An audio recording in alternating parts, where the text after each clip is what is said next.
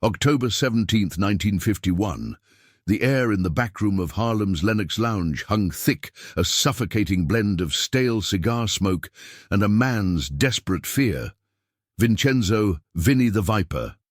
Moretti, a young capo with eyes like chips of ice and a reputation forged in quick, brutal strokes, leaned across a scarred wooden table.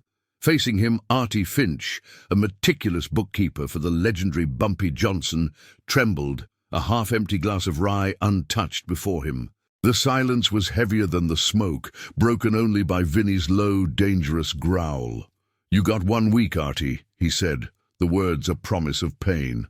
1 week to square up that $12,000, or your mama gets a visit. $12,000. In 1951, that was a fortune, a sum that could buy loyalty or shatter a man's world. This wasn't just a debt, it was a secret, a weakness, and it was about to unravel an empire. Some secrets, it turns out, are worth more than blood. Everyone in those days expected a bloodbath for Harlem. The city held its breath, waiting for the inevitable street war that would leave bodies piled high. The Italian families, emboldened by their expanding influence, were hungry, their sights fixed on new territory. Bumpy Johnson's lucrative numbers racket in Harlem, a cash cow protected by years of strategic dominance, was a prime target. But what unfolded next wasn't a brutal shootout. It was a silent, strategic masterclass, a series of moves so cunning, so audacious, that even the federal government years later deemed the full truth too sensitive to release.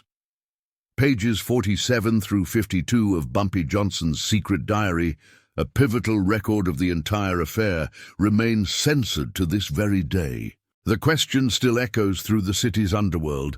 How did a man facing an existential threat from a ruthless rival not only repel the invasion, but solidify his power without firing a single shot, leaving his enemy humiliated and exiled? It was all thanks to a plan so brilliant it bordered on criminal genius.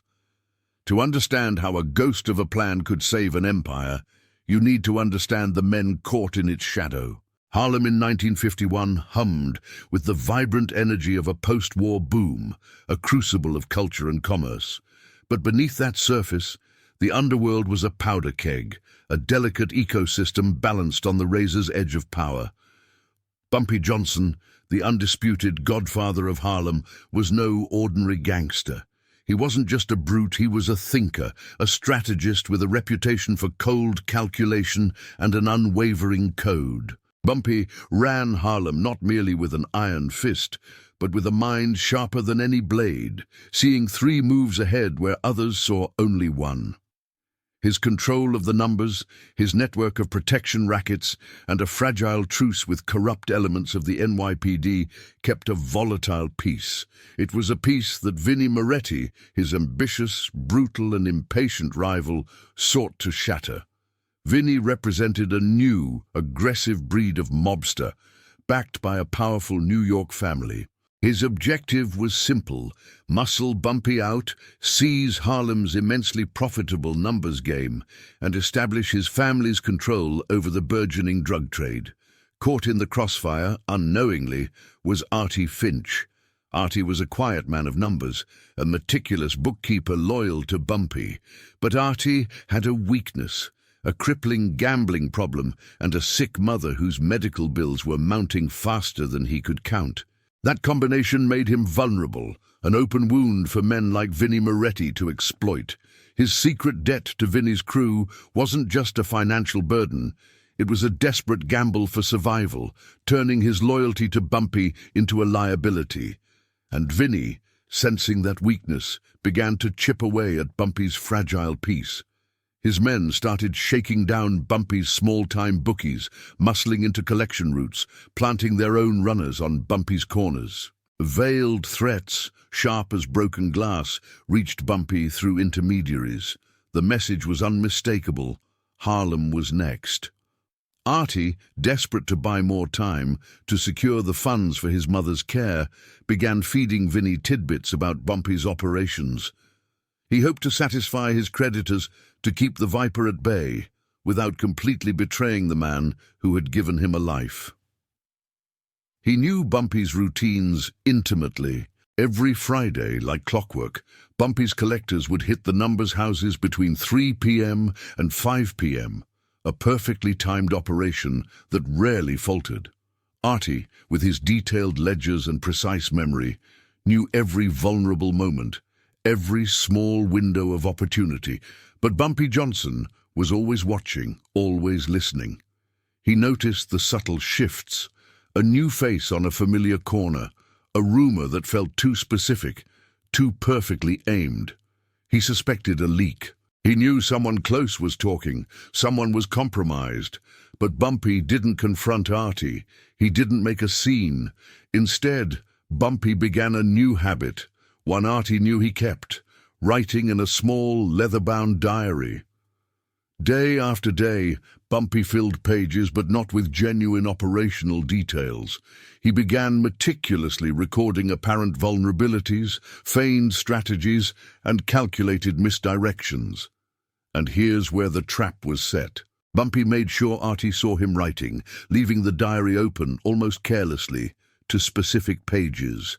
Pages 47 through 52. These pages, seemingly crucial, were filled with what appeared to be genuine high-value intel from Bumpy's own hand. Artie, believing he was handing Vinny the keys to the kingdom, passed on the details from these very diary entries, including a seemingly critical weakness in Bumpy's collection schedule. This small error, this perfectly crafted misdirection planted by Bumpy himself, was the fuse. It sealed Vinny's fate, though no one would admit to it for decades. Vinny, confident with Artie's insider information straight from the Godfather's own diary, saw his moment. He launched his attack. He planned a major hit on what he believed was Bumpy's most vital collection point, aiming to disrupt his cash flow and send an undeniable message of his new dominance. But Bumpy Johnson was already playing a different game entirely. Vinny the Viper, stoked by what he believed was unassailable intel, set his plan in motion. The target, a known collection point, a storefront on a bustling Harlem street, supposedly vulnerable between 3 and 5 o'clock on a Friday afternoon. His crew, a dozen hardened men, moved with surgical precision, expecting to swoop in, grab Bumpy's cash and disappear, leaving a clear message of who now held the power. But when they burst through the door, weapons drawn, they didn't find stacks of cash or panicked bookies. They found nothing. An empty room, dust motes dancing in the afternoon sun, an abandoned safe, cold and barren. The only thing present was the chilling echo of their own heavy breathing. The real money, the real operation, had been moved hours earlier, spirited away through an unseen network, protected by loyalists whose faces were carefully chosen, whose routes were meticulously altered. Vinny's crew stood exposed, their faces seen by legitimate storefront owners, by innocent passers-by, by Bumpy's eyes and ears hidden in plain sight. Their efforts were not just futile. They were publicly exposed, a theatrical failure broadcast through the grapevine of the streets. Bumpy Johnson didn't retaliate with bullets. He retaliated with something far more devastating: public humiliation. He ensured the failure of Vinny's raid was widely known, whispered in every bar and backroom from Harlem to the Lower East Side. The message wasn't delivered by violence, but by a chilling display of foresight. Vinny hadn't just been outmaneuvered. He'd been intellectually dominated, exposed as incompetent, and reliant on a compromised, manipulated source. The streets began to buzz. Bumpy, it seemed, was untouchable, his mind sharper than any blade Vinny could wield. The climax wasn't a shootout in the streets, but a tense, almost suffocating meeting in a dimly lit steakhouse in Little Italy. It was arranged by a neutral elder capo, a man who saw the potential for a disastrous citywide war that would benefit no one. Vinny, still reeling from his spectacular failure, arrived expecting to negotiate terms, to somehow salvage his reputation. But he found himself facing not Bumpy Johnson, but a silent, unsmiling representative of Johnson's crew. The air in the room was thick with unspoken words, a tension that made the steak knife beside Vinny's plate feel like a loaded gun. The representative said nothing, his eyes unwavering. He simply reached into his coat and placed a small, leather-bound diary on the scarred wooden table between them. It was Bumpy's diary, the one Artie Finch had seen, the one that supposedly contained Bumpy's secrets. The representative carefully opened the diary to pages 47 through 52. Vinny leaned forward, his heart pounding, expecting to see incriminating details, proof of Artie's betrayal, or perhaps a ledger of his own folly. But the pages appeared blank, or perhaps utterly redacted, scrubbed clean of any visible ink. An eerie void where critical information should have been. The silence that followed was deafening, more terrifying than any threat. The implication was devastating. Bumpy knew everything. Not only had he known about the leak, but he had used it, turned it into a weapon. The representative finally spoke, his voice low, steady, and devoid of emotion. "Mr. Johnson suggests you return to your own neighborhood, Vincenzo. Harlem is not for sale." Vinny's face drained of color.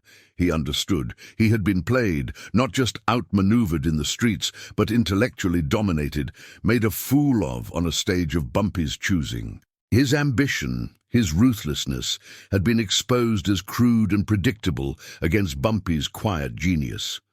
There was no negotiation, no recovery. With a silent nod, Vinny rose, leaving the diary untouched on the table. He retreated, leaving Harlem untouched, his pride shattered, his reputation irrevocably damaged. In 72 hours, word spread like wildfire through the underworld, from Harlem's speakeasies to the opulent clubs of the Lower East Side. Bumpy outsmarted the Viper.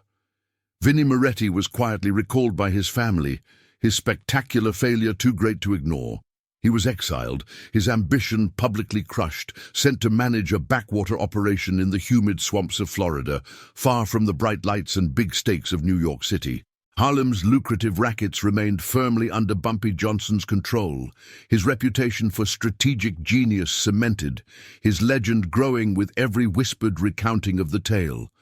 Other families, watching the Viper's swift and silent fall, thought twice, then 3 times before ever considering encroaching on Bumpy's territory again. The incident became a foundational legend, whispered in bars and backrooms, a stark warning: don't ever play chess with Bumpy Johnson. In the unforgiving game of power, true strength isn't measured by the bullets you fire, but by the moves you anticipate. Respect isn't given, it's earned, often in the quiet brilliance of a mind 3 steps ahead, seeing the entire board while others only see the next square.